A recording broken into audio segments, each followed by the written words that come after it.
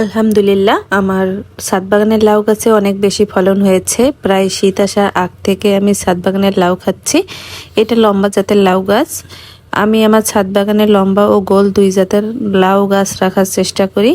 আসলে নিজ হাতে লাগানো গাছ থেকে এরকম ফ্রেশ লাউ হাতে পেয়ে অনেক বেশি প্রশান্তি লাগছে, যা 100% অর্গানিক। আলহামদুলিল্লাহ, আমার ছাদ বাগানের লাউ গাছে অনেক বেশি ফলন হয়েছে। প্রায় শীত আসার আগ থেকে আমি ছাদ বাগানের লাউ খাচ্ছি। এটা লম্বা জাতের লাউ গাছ। আমি আমার ছাদ বাগানে লম্বা ও গোল দুই জাতের লাউ গাছ রাখার চেষ্টা করি।